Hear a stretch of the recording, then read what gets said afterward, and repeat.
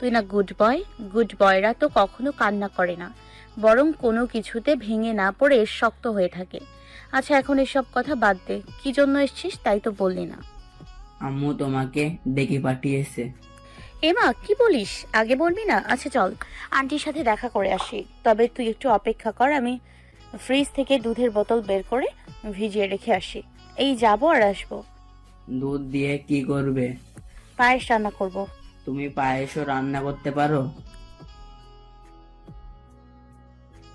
বলো না, তুমি পায়েস রান্না করতে পারো? না, পারি না। তাহলে রান্না করবে কি করে? ইউটিউব দেখে, নয়তো খালামুনি দেখিয়ে দেবে। পায়েসটা পোলাওয়ের চাল দিয়ে রান্না করব। আমি পোলাও জাতীয় রান্নাগুলোতে পানির আন্দাজ বুঝি না, তাই এই খাবারগুলো ছাড়া বাকি সবই পারি। পোলাওয়ের চালে পানিটা পরিমাণ মতো দিতে হয়, বেশি দিলে চাল গলে যাবে, কম দিলে ফুটবেই না। তাই পোলাওয়ের চাল দিয়ে তৈরি রান্নাগুলো আমার কাছে এক্সট্রা ঝামেলা মনে হয়। পায়েস এনজিও সংস্থা ভীষণ পছন্দ করে, তার জন্য রান্না করে পাঠিয়ে দিব। যদি মহাশয়ের ইগনোর করাটা একটু কমে তাই। কিচেনে গিয়ে ফ্রিজ থেকে দুধের বোতল বের করে ছোট বালতিতে ভিজিয়ে রাখলাম। ওড়নায় হাত মুছতে মুছতে ড্রয়িং রুমে এসে ইফাতকে বললাম, চল। হালুয়া বানাবে না? পরে, আগে তোর আম্মুর কাছ থেকে আসি। পায়েসও কি তায়াং ভাইয়ের জন্য রান্না করবে? না, তাহলে কার জন্য?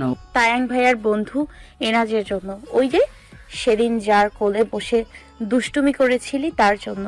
ও এবার চল। দরজা বাইরে থেকে ছিটকেনি লাগিয়ে আমিও ইফাত ওদের বাসার ভেতর চলে গেলাম। আজ আন্টির সাথে অনেক সময় গল্প করব। ওনাকে মানসিকভাবে সাহস জোগাতে হবে। উনি ইদানিং অনেক বেশি ভয় পাচ্ছে। আন্টির রুমের সামনে এসে দেখলাম আন্টি বালিশে হেলান দিয়ে আধশোয়া হয়ে চোখ বন্ধ করে শুয়ে আছে। ইফাত মৃদু স্বরে ডাকলো, আম্মু। হো, বল। আপু আসছে। ভেতরে আসতে বল। ইফাত আমার দিকে তাকিয়ে বলল, তুমি ভিতরে যাও, আমি আমার রুমে চলে যাই। আমি মাথা নাড়িয়ে সম্মতি জানালাম। ইফাত চলে গেল। আমি গুটি গুটি পায়ে আন্টির সামনে গিয়ে সালাম দিলাম। আসসালামু আলাইকুম আন্টি, কেমন আছেন? উনি মুখে এক চিলতে হাসি ফুটিয়ে বলল, ওয়ালাইকুম আসসালাম। আলহামদুলিল্লাহ, আছি ভালোই। তুমি কেমন আছো? আমি তার পাশে বসে হাসি মুখে বললাম, আলহামদুলিল্লাহ। আমার শাশুড়ি তো মাশাআল্লাহ আগের থেকে অনেক বেশি সুন্দর হয়ে গেছে। মরে যাবে তো তাই বোধহয়। আন্টি উল্টাপাল্টা কথা বলবেন না। সত্যি কথা মা, মানুষ তো মারা যাওয়ার আগে সুন্দর হয়, তুমি জানো না? চুপ করুন তো, হায়াতের মালিক আল্লাহ, এসব বলতে হয় না। কেন ডেকেছেন তাই বলেন। ইফাত বলল তুমি বাসায় আছো, তাই ভাবলাম তোমাকে ডেকে একটু গল্প করি। বাঁচি না মরি তা তো বলতে পারি না, যদি মরে যাই তাহলে তো আর গল্প করা হবে না।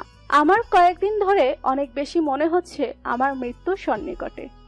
আন্টি, আপনি যদি এমন কথা বলা বন্ধ না করেন তাহলে আমি কিন্তু চলে যাব, আর কখনো আসবো না।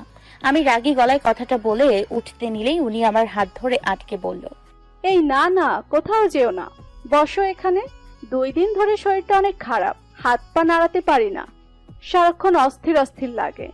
টেনশন করে না, ইনশাআল্লাহ সব ঠিক হয়ে যাবে। আমি আপনার মাথায় একটু তেল দিয়ে দিই, পায়ের তালুতেও একটু তেল ডলে দিবনি, তাহলে ভালো লাগবে। না না, তোমার এত কষ্ট করতে হবে না। আবার আমার কোনো কষ্ট হবে না, আপনি চুপটি করে এখানে বসুন। উনি আর অমত করলো না। আমি ড্রেসিং টেবিল থেকে তেলের বোতল নিয়ে তার মাথায় তেল দিতে লাগলাম। তেল দেওয়ার মাঝে মাঝে তার সাথে বিভিন্ন বিষয় নিয়ে কথা বলতে শুরু করলাম। এতে উনি একটু বেটার ফিল করবে। তাই বিকেলে, সকাল থেকে আকাশটা আজ ভার, মনে হয় এই বুঝি বৃষ্টি নামবে।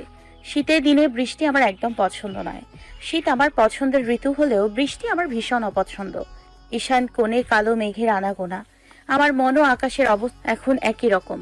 বারান্দায় দাঁড়িয়ে দূরে আকাশের দিকে তাকিয়ে আছি। ঠান্ডা বাতাস বইছে, সারা শরীর শিরশির করছে, সাথে শরীরের পশমগুলো ঠান্ডায় দাঁড়িয়ে গেছে। তবুও বারান্দা থেকে সরতে ইচ্ছে করছে না। ভাবনায় বিভোর হয়ে আছি আমি। চিন্তা করছি 3 দিন আগের কথা। আম্মু যাওয়ার আগে তার সাথে কথা বলেছিলাম এনাজের বিষয় নিয়ে। ডুব দিলাম কল্পনায়, ফ্ল্যাশব্যাক। আম্মুর জন্য হালিম রান্না করেছি। আম্মুর হালিম অনেক পছন্দ, কারণ রাগ অভিমান ভাঙানোর কোনো কাজ বা উদ্দেশ্য হাসিল করতে খুবই জাদুকরী একটা উপায় হলো তার পছন্দের খাবার রান্না করে খাওয়ানো।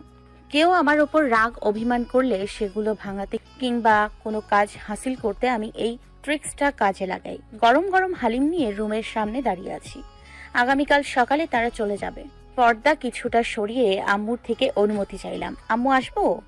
অপর দিক হতে আম্মু শুধু আমার দিকে শান্ত দৃষ্টিতে তাকালো, কোনো কথা বলল না। আমি তার অনুমতি না নিয়ে ভেতরে প্রবেশ করলাম। হালিমের বাটিটা তার দিকে বাড়িয়ে দিয়ে বললাম, নাও, গরম গরম খেয়ে নাও। আমি কিছু খাবো না। সে কি কথা? তোমার জন্য এত কষ্ট করে রান্না করলাম আর তুমিই খাবে না? এটা তো ঠিক নয়। কি কাজের জন্য আমার পছন্দের খাবার রান্না করেছিস তাই বল। আমি ধরা পড়ে যাওয়ার ভঙ্গিতে মাথা চুলকালাম। মায়েদের সাথে কখনো চালাকি করে পারা যায় না। চোখ বন্ধ করে বলে দিতে পারবে আমাদের মতলব কি, কেন এসছি? মুখ দেখেই সব বুঝে ফেলে। এদিক সেদিক তাকিয়ে আব্বুকে খুঁজলাম, কোথাও দেখতে না পেয়ে খেয়াল হলো এশারের নামাজ পড়তে মসজিদে গেছে। আম্মুর পায়ের কাছে বসতেই আম্মু কড়া গলায় বলল, এনাজের বিষয়ে আমি তোর আব্বুকে কিছু বলতে পারবো না। তোর আব্বু যা বলেছে তাই হবে। এটা কেমন কথা আম্মু? তুমি না বলে কে বলবে? আমার সাথে ঘ্যান ঘ্যান না করে যা বলার তোর আব্বুকে বল। সে যা সিদ্ধান্ত নেবে আমি তাই মেনে নিব। তুমি তো জানো আমি সরাসরি আব্বুকে কিছু বলতে পারি না, আমার ভয় করে। যা বলার তোমাকে দিয়ে বলাই। আজ এমন কথা বলছো কেন? তোর বিষয় নিয়ে যা করার সব তোর আব্বু করবে। আমি কিছু বললেই বলে তুমি চুপ থাকো। বড় মেয়ের সবকিছু দেখার জন্য আমি আছি। তাহলে আমি কি বলবো বলতো? কিছু বললেও রাগ হয়ে যায়। তোর আব্বুর রাগ তো তুই জানিসই। তাই আমাকে কিছু না বলে তুই সরাসরি তোর আব্বুর সাথে কথা বল। এখন কিছু বলিস না, তার মতিগতি আমি বুঝতে পারছি না। সামনের সপ্তাহে যখন আসবো তখন বলিস। আমি কিছুটা হাফ ছাড়লাম। আম্মুর রাগ তাহলে কমেছে। রেগে থাকলে মাদার বাংলাদেশ আমার পুরো রণমূর্তি ধারণ করে। আমি বসা থেকে দাঁড়িয়ে বললাম, আচ্ছা তাহলে তাই হবে। তুমি হালিম খেয়ে নাও, আমার ওপর আর রেগে থেকো না। আসো। বলো। তায়াং এনাস দুজনকেই আমার পছন্দ। তায়াং যেহেতু নূরকে ভালোবাসে তাই আমি চাই নূরের সাথে ওর বিয়ে হোক। এবার তোর ভাগ্য এনাজ আছে কিনা সেটাই দেখার বিষয়। এনাজের আচার ব্যবহার আমার ভীষণ ভালো লেগেছে। তবুও তোর আব্বুকে খোঁজ খবর নিয়ে দেখতে বলবি। ঠিক আছে, তোমরা যেটা ভালো মনে করো তাই করো, তবে এমন কিছু করো না যার জন্য আমার ভেতরের আমিষ সত্তাটা মরে যায়। কথা না বাড়িয়ে দ্রুত রুমের বাইরে চলে এলাম। আম্মুকে নিয়ে কোনো টেনশন নেই আর। এখন আব্বুকে রাজি করাতে পারলেই আমাদের বিয়েটা কনফার্ম। Flashback and. এই বাবু, হারিয়েছো কোন দেশে? তন্নি দুই বাহু ঝাঁকিয়ে আমাকে প্রশ্ন করতেই আমি ভাবনা থেকে ফিরে এলাম। চমকে ওর দিকে তাকিয়ে জিজ্ঞেস করলাম, কি হয়েছে? থাকো কোথায় আজকাল? কখন থেকে ডাকছি কিন্তু তোমার কোনো রেসপন্স নেই। ধাক্কা দিতেই হুঁশ ফিরল তোমার। কি ভাবছিলে এত মনোযোগ দিয়ে? কিছু না। কিছু তো ভাবছিলে। ছাড় তো, কেন ডেকেছিস তাই বল। ইমরান ভাইকে কেন আসতে বলেছ? ভাইয়া সেই কখন থেকে এসে বসে আছে, তোমাকে ডাকতে ডাকতে আমার গলা ভেঙে গেল। ও হ্যাঁ, ভাইয়াকে কল করে আমি আসতে বলেছিলাম। এনাজের জন্য একটু পায়েস রান্না করেছিলাম, সেটা টিফিন বক্স করে ওর জন্য পাঠাতে। তন্নি শয়তানি হাসি দিয়ে নিজের কাঁধ দিয়ে আমার কাঁধে জোরে একটা ধাক্কা মেরে সুর দিয়ে টেনে টেনে বলল, বাবা কি ভালোবাসা। বেশি কথা বলিস না, এমনি একটু রান্না করতে মন চাইলো, তার পছন্দ তাই আর কি। হুম, সবই বুঝি। হইছে, সব বুঝে উল্টাই ফেলছো। যা সর। তন্নিকে সাইড কাটিয়ে কিচেনে চলে গেলাম। ইমরান ভাইকে টিফিন বক্স দিয়ে ফিরে এলাম। পায়েসে মিষ্টি একটু বেশি হয়েছে। এনাজের জন্য ঠিক আছে, উনি আবার মিষ্টি একটু বেশি পছন্দ করে, কিন্তু আমার পায়েসে মিষ্টি কম পছন্দ। ট্যাং ভাই আজকে ফিরবে না, কি একটা কাজে ঢাকার বাইরে গেছে। তার গাজরের হালুয়া বানিয়ে ডিপ ফ্রিজে রেখে দিয়েছি। হালুয়া ঠান্ডা হওয়ার পরপরই আন্টিকে দিয়ে এসছি। তারও যখন পছন্দ তাহলে দিতে তো হয়। ভাইয়া আগামীকাল এলে ওকে ঠান্ডাই খাওয়াবো রাতে। আপনি যে নাম্বারে কল করেছেন তা এই মুহূর্তে বন্ধ আছে। আপনি যদি বাংলা লিংকের গ্রাহক হন তাহলে অনুগ্রহ করে এক্ষুনি ডায়াল করুন **** এই নাম্বারে। ধন্যবাদ। অপর পাশ থেকে টুট করে কলটা কেটে গেল। বিষণ্ণ মনে কানের থেকে মোবাইলটা সরালাম। সন্ধ্যা থেকে এনাজের নাম্বারে ট্রাই করে যাচ্ছি, বারবার একই কথা বলছে। বুক চিরে একটা দীর্ঘশ্বাস বেরিয়ে গেল। ঘড়ির কাঁটা টিকটিক করে রাত 10টায় ছুঁয়েছে। দূরের মেঘাচ্ছন্ন আকাশে থেকে থেকে বিজলি চমকাচ্ছে। রাতে বৃষ্টি হওয়ার সম্ভাবনা আছে। কাঁধে হাতের স্পর্শ পেতেই চোখের কোণের পানি মুছে পেছনে তাকালাম। তন্নি মুখ শুকনো করে বলল, ঘুমাবে না? চল। তন্নির সাথে বারান্দা থেকে ভেতরে চলে এলাম। আমি বিছানায় শুতেই তন্নি লাইট অফ করে আমার পাশে শুয়ে পড়ল। তন্নি কিছু সময়ের মধ্যে ঘুমিয়ে পড়বে, কিন্তু আমি জানি আমার ঘুম আসতে দেরি আছে। গত 3 দিন ধরে সারা রাত বিছানার এপাশ ওপাশ করতে করতে রাত 3টে বাজে চোখ লাগে। ফেসবুক আমার এত পছন্দ, এখন সেই যোগাযোগ মাধ্যমটাও ইদানিং বিরক্ত লাগে। এপাশ ওপাশ করতে করতে কখন যে ঘুমিয়ে গেলাম নিজেও জানি না। হঠাৎ তন্নির ঝাঁকুনিতে পিটপিট করে চোখ খুলে তাকালাম। তন্নির চোখে পানি, কাঁদতে কাঁদতে আমাকে বলল, নুফাপু উঠো, আর কত ঘুমাইবা? এদিকে দেখো কি অঘটন ঘটে গেছে। কি হয়েছে? কিছু শোনো নাই? পুরো দালানের মানুষ উঠে গেছে, কান্নাকাটি পড়ে গেছে, আর তোমার ঘুমই ভাঙে না। বলবি তো কি হয়েছে? ইফাতের আম্মু মারা গেছে। চমকে ঘুম থেকে জেগে গেলাম। কি ছিল এটা? বুকে ফু দিয়ে মোবাইলের ফ্ল্যাশ জ্বালিয়ে দেখি তন্নি আমার পাশে ঘুমাচ্ছে। সময় দেখলাম 3:37। এতক্ষণ স্বপ্ন দেখছিলাম আমি। না, একে শুধু স্বপ্ন বলা যায় না, ভয়ানক একটা দুঃস্বপ্ন। মাথাটা পুরো হ্যাং হয়ে আছে। 2 হাতে মাথা চেপে ধরে চুপচাপ বসে রইলাম। পানির পিপাসা পেয়েছে, কিন্তু ঠান্ডায় উঠতে ইচ্ছে করছে না। পানি খেতে হলে এখন কাঁথা ছেড়ে উঠতে হবে। আলসেমির দরুন উঠলাম না। বালিশে মাথা দিয়ে শুয়ে পড়লাম, কিন্তু আর ঘুম এলো না। মাথার মধ্যে ঘুরে ফিরে স্বপ্নটাই আসছে। বাকি রাতটা নির্ঘুম কেটে গেল। ফজরের নামাজ পড়ে ছাদে চলে গেলাম। ইফাতের আম্মুকে দেখতে ইচ্ছে করছে, কিন্তু এত সকালে কারোর বাসায় যাওয়া উচিত নয়। ছাদ থেকে এসে খালামণির সাথে রান্নায় সাহায্য করতে লাগলাম। খালামণি আমাকে দেখে বলল, কি রে নোভা, আজ নামাজ পড়ে ঘুমাসনি? রাতে কি ঘুম হয়েছিল? চোখ মুখের এই অবস্থা কেন? কেন, কি হয়েছে? মুখ চোখের কি অবস্থা, আর বলছে কি হয়েছে? ও কিছু না, এমনি ভালো লাগছিল না, তাই আর ঘুমালাম না। কি রান্না করব আজকে খালামণি? রুটি বানাবো, সাথে আলু ভাজি ও ডিম ভাজা। শরীরটা ভালো লাগছে না। তাহলে সরো, আমি করি। তুই একা এত কিছু পারবি? ইস, এভাবে বলছো যেন আমি কিছু পারি না। না, তা বলিনি। একা একা তো সমস্যা হবে। কোনো সমস্যা নেই, অনেক সময় বাকি আছে। আমি ধীরে সুস্থে সবকিছু গুছিয়ে নিব। যাও, তুমি গিয়ে একটু ঘুমাও, শরীরটা ভালো লাগবে। তন্নিকে ঘুমাই, ওকে হুম। ডেকে দেই? না থাক, দরকার নেই। দাদিকে ঘুমে? না, ফজরের নামাজের পর কোরআন শরীফ পড়লো। এখন বোধহয় তবজি নিয়ে বসেছে। তার জন্য চা বিস্কুট নিয়ে যাব। আলু কোথায়? ফ্রিজের ড্রয়ারে দেখ।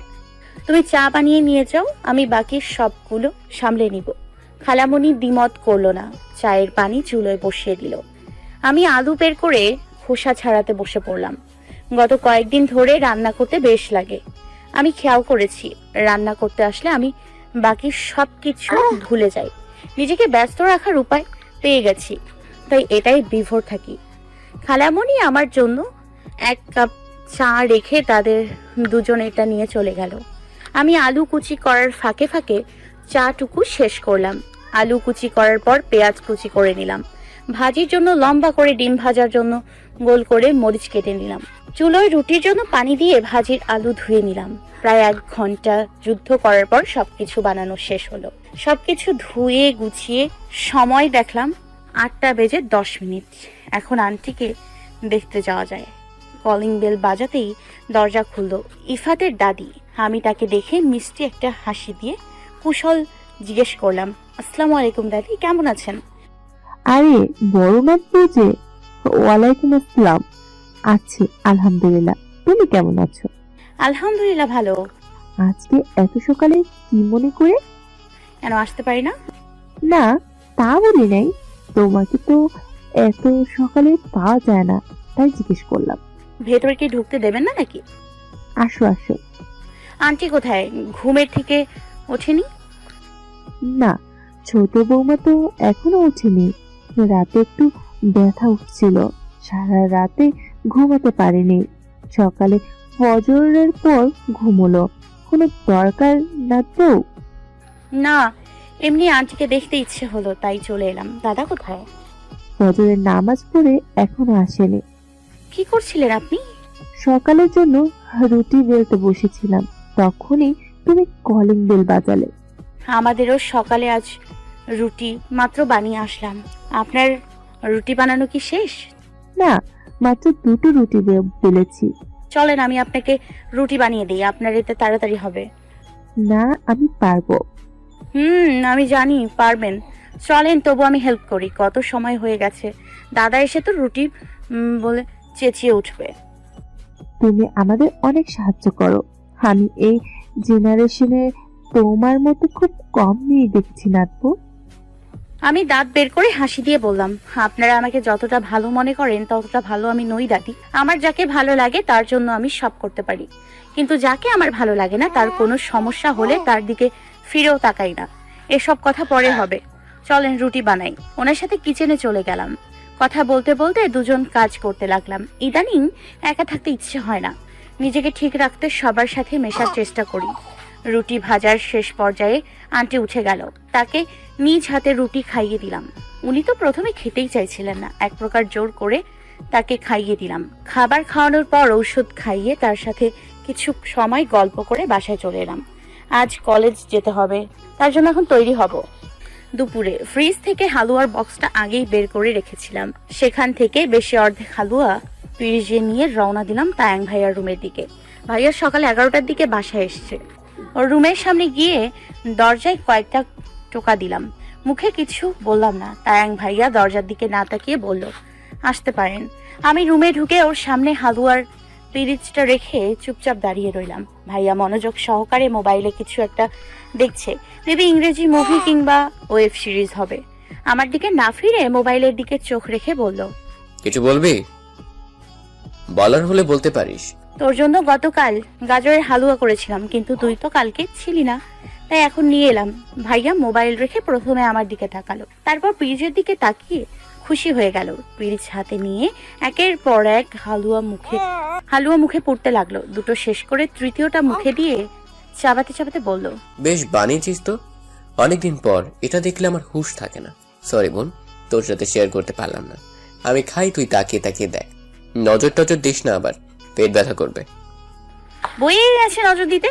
মন চাইলে আমি সব খেয়ে ফেলতাম, তোর জন্য বানাতাম না। আস্তে খা ভাই, কেউ তোরটা নিয়ে যাবে না। কেমন হয়েছে? ভাইয়া আর একটা মুখে দিয়ে নানান রকম অঙ্গি ভঙ্গি করে নিরাশ কণ্ঠে বলল, চলে কোনো রকম। লবণ বেশি হয়েছে, একটুও খাওয়া যাচ্ছে না। কোনো রকম চাবিয়ে গিলছি।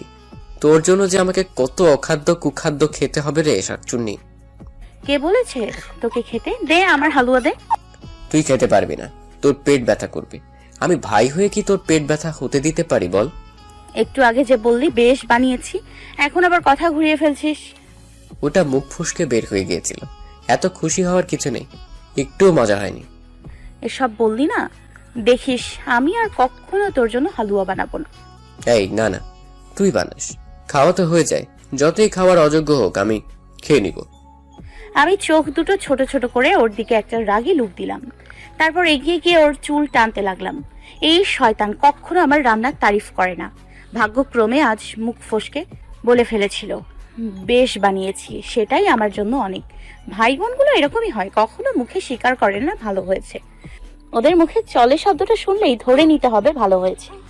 আমি ওকে ছেড়ে বললাম, তায়াং ভাইয়া তোর সাথে আমার বিয়ে না হলে তোর দাদি অসুস্থ হয়ে যাবে। তা বুড়ি তো দেখছি এখনো ভালো আছে, কিছুই তো হলো না। তোর দাদিকে তো সেরা কুটনি বুড়ি পুরস্কার দিতে হয়। যদি পুরস্কারটা থাকতো তাহলে আমিই দিতাম। তাকে এখানে রেখেছিস কেন? হ্যাঁ, সিরিয়ালে দিয়ে দে, ভালো কুটনামি করতে পারবে। কোনো সিরিয়ালের ডিরেক্টর যদি তার খবর পেত তাহলে নিজ দায়িত্বে নিয়ে যেত। ভাইয়া হালুয়া খাওয়া রেখে চোখ দুটো ছোট ছোট করে বলল, উনি তোর বড়, কথাবার্তা সাবধানে বলিস। আমি কিছু ভুল বলিনি। উনি যে খেলটা দেখালো সব ভেজালের মূল তিনি। যত ভেজাল সে লাগিয়েছে। উনি যদি প্যাচটা না লাগাতো তাহলে আজ এত কাহিনী হতো না। তায়াং ভাই আমার কথায় তোয়াক্কা না করে চেটে পুটে হালুয়া খেতে মনোযোগ দিল। আমি নিজের কপালে একটা চাপড় মেরে ওর দিকে রাগী লুকে তাকিয়ে রইলাম। বিকেলে খালামণির রুমের পাশ দিয়ে যাওয়ার সময় এনাজের কণ্ঠ পেয়ে থমকে দাঁড়ালাম। কতদিন পর তার কণ্ঠ শুনলাম। পর্দার আড়ালে দাঁড়িয়ে রইলাম। আমি জানি কারোর কথা আড়ালে দাঁড়িয়ে শুনতে নেই, কিন্তু এনাজের কণ্ঠ পেয়ে সেখানে দাঁড়াতে মন চাইলো। এনাজ দাদিকে তায়াং ভাইয়ার বিয়ের জন্য রাজি করাচ্ছে। পর্দাটা সামান্য ফাঁক করে দেখলাম এনাজ দাদির হাত ধরে বলছে, দাদি প্লিজ রাজি হয়ে যাও বিয়েতে। নুরাপি অনেক ভালো মেয়ে, তোমার নাতি যেহেতু পছন্দ করে তার সাথে বিয়ে হয়ে যেতে দাও। তুমি হয়তো মনে করতে পারো নোভাকে আমি পছন্দ করি বলে এইসব বলছি, কিন্তু না, নোভা তায়াং দুজনকে ভাই বোনের চোখে দেখে। যদি ওদের মধ্যে কেউ একজন অপরকে ভালোবাসতো তাহলে আমি নিজে দাঁড়িয়ে থেকে ওদের বিয়ে দিতাম। এখন যেহেতু তায়াং বা নোভা কেউ অপরকে ভালোবাসে না, তাহলে আপনার রেগে থাকা কোনো মানে হয় বলেন? আপনার অনুমতি ছাড়া তায়াং অবশ্যই বিয়ে করতে পারবে, কিন্তু ও সবার দোয়া নিয়ে নতুন জীবন শুরু করতে চাইছে। আপনি যদি ওদের দোয়া না দেন তাহলে কি ওরা নতুন জীবনে সুখী হতে পারবে বলুন তো? দাদি কিছু সময় চুপ করে থাকলো, তারপর ধীর কণ্ঠে বলল, তুমি যেহেতু এত করে বলছো তাহলে তো রাজি হতেই হয়। আমার 2 নাম্বার জামাই এত সুন্দর করে আমাকে বুঝালো, আমি কি না বুঝে থাকতে পারি? কই গো তানবীরের মা, বিয়ের সারাই বাঁচাও, আগামী সপ্তাহে আমার বড় নাতের বিয়ে। দাদি এত সহজে রাজি হয়ে গেল তা দেখে আমি অবাক। এই মহিলাকে কেউ রাজি করাতে পারলো না, আর এই ছেলে কয়েকটা কথায় রাজি হয়ে গেল। কিন্তু আমাদের বিষয় নিয়ে তখন একটা কথাও বললো না। এর খবর আছে। মাথার মধ্যে চিনচিন করে রাগ উঠে গেল। পর্দা ছেড়ে সেখানে ঠাই দাঁড়িয়ে রইলাম। এনাজ বেরিয়ে যাওয়ার সময় আমাকে দেখে কয়েক সেকেন্ড তাকিয়ে দ্রুত পায়ে হেঁটে চলে গেল। কি দেখছো টিটি পোকা? ছাদে দাঁড়িয়ে দূর আকাশ দেখছিলাম। এনাজের কণ্ঠস্বর পেয়ে পিছনে তাকালাম না। তার সাথে অভিমান জমেছে আমার। সে এসে আমার পাশে দাঁড়ালো, কানের কাছে মুখ নিয়ে ফিসফিস করে বলল, অভিমান জমেছে আমার উপরে? কথাটা শুনে চমকে উঠলাম। সে কি করে বুঝলো আমি অভিমান করেছি? তাকে বুঝতে না দিয়ে আমি সামনের দিকে দৃষ্টি দিয়ে রাখলাম। সে কিছুটা জোরে বলে উঠল, অভিমান হয়েছে আমি জানি, তাই তো অভিমান ভাঙাতে চলে এলাম। অভিমান বেশি দিন থাকলে অভিযোগ হয়ে যায়, অভিযোগ থেকে দূরত্ব থেকে সম্পর্ক নষ্ট। আমি মুখ ভেঙচি দিয়ে তার দিকে থেকে সরে যেতে নিলেই সে হাত ধরে আটকে বলল। কথা বলছো না কেন? আমি হাত তার থেকে ছাড়িয়ে নেয়ার জন্য মোচড়ামুচড়ি করে বললাম, হাত ছাড়ুন। ছাড়বো না কি করব? জোরে চেঁচাবো। যত খুশি চেঁচাও, আমার কিছু করার নেই। এবার কিন্তু বেশি হচ্ছে, হাত ছাড়ুন আমার। উপর দিক দিয়ে রাগ দেখালো, তুমি যে ভেতরে খুশি হচ্ছ তা কিন্তু আমি জানি। কেন খুশি হব?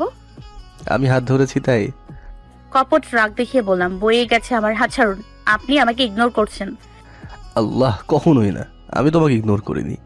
তাহলে গত 4 দিন ধরে আপনাকে কলের উপর কল দিয়েই যাচ্ছি, কিন্তু সিম বন্ধ কেন বলছে? আসলে সেদিন এই বাসা থেকে যাওয়ার পর রাগের বশে মোবাইল আছাড় মেরেছিলাম। মোবাইল পুরো 4 টুকরো হয়ে গেছে, সিমও নষ্ট হয়ে গেছে, তাই কোনো যোগাযোগ করতে পারিনি। আমি তো বড়লোক ছেলে নই যে আজ একটা ভাঙবো কাল একটা কিনে নেব, 2 সপ্তাহ পর নতুন মোবাইল কিনবো। এখন কোনো রকম একটা বাটন মোবাইল চালাচ্ছি। এই যে দেখো, এটাই শেষ সম্বল। সকালে সিম কিনে আনলাম। উনি পকেট থেকে একটা বাটন মোবাইল বের করে দেখালো। আমি ঝাড়া মেরে হাত ছাড়িয়ে নিয়ে 2 হাত কোমরে রেখে রাগী গলায় বললাম, মোবাইল যখন সাথে সাথে কিনতে পারবেন না তাহলে ভেঙেছেন কেন? আমি তো রাগ হলে আর যাই করি, কখনো মোবাইলের ওপর রাগ দেখাই না। আমিও দেখাই না, তবে সেদিন কেন মোবাইলটা আছাড় মারলাম কে জানে, ভাঙার পর নিজেই আফসোস করেছি।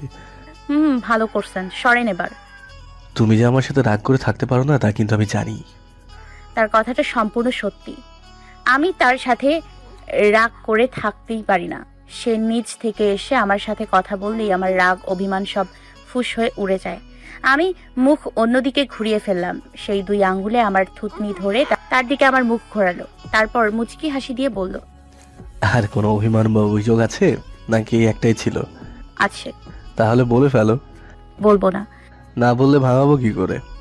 ভাঙাতে হবে না। বাহ বাহ, কি অভিমান, জলদি বলে ফেলো। সেদিন কলেজে আমি অনেকবার আপনাকে ডেকেছিলাম, কিন্তু আপনি শোনেননি। কোন দিন? রনককে যেদিন আমার খোঁজ নিতে পাঠিয়েছিলেন সেদিন পেছন থেকে অনেক ডেকেছি। এনাজ জিভায় কামড় দিয়ে আমার দিকে অপরাধী ভঙ্গিতে তাকালো, তারপর 2 কানে হাত দিয়ে বলল, সরি, আমি তোমার ডাক শুনতে পাইনি। তৌহিদের মোবাইল ইয়ারফোন আমার কাছে ছিল। রৌনকে এদের সাথে কথা বলা শেষ করে 2 কানে ইয়ারফোন গুঁজে গান শুনতে শুনতে কলেজ থেকে বের হয়ে গেছি, তাই তোমার ডাক শুনতে পাইনি। আপনার সাথে আর কথা নেই। সরি টিডি বোকা, আসলে কয়দিন আমি ইচ্ছে করে তোমার থেকে দূরে থেকেছি।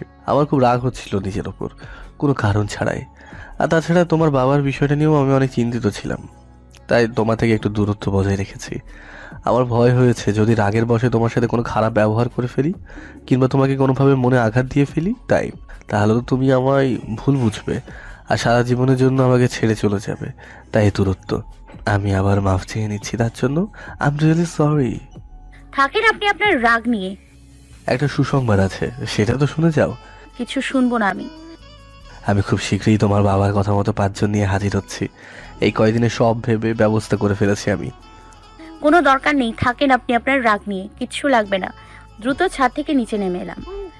এর ওপর আমার এখন একটু বেশি অভিমান হচ্ছে। বলবো না তো কোনো কথা, থাকুক সে তার রাগ নিয়ে।